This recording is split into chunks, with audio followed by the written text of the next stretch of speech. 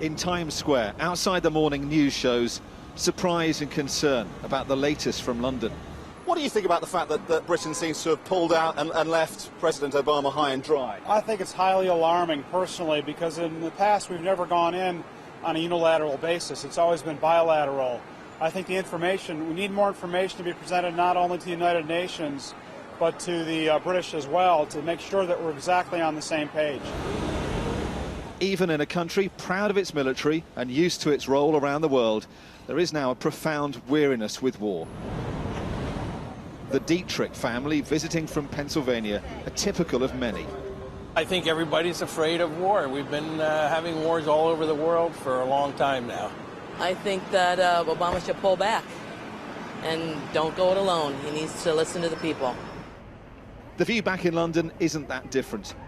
What's striking is how much American sentiment echoes feelings back across the Atlantic. If we start here, where do we end? If we keep going through with this war, there are so many other countries, there's so many other problems, most of them humanitarian. But I think if we start here, we wouldn't know where to stop. But talk like this will worry many Americans, already concerned their country's increasingly isolated. You've got to take the voice of Parliament. We're a democratic country. You can't then be dictated to by another country. I don't think there is a special relationship.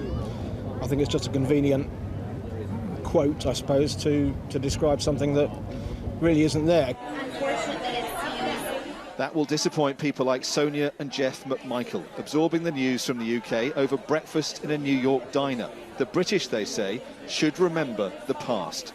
History shows when you show a weak hand, whether it's to Adolf Hitler back in World War II and appeasing him. Appeasement really, when you're dealing with someone who's more of a dictatorial type of country, that doesn't work well.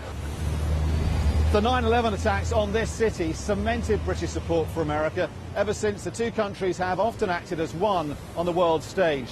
The news that despite the atrocity in Syria, that is no longer the case is a major blow for a president trying to build public support for military action.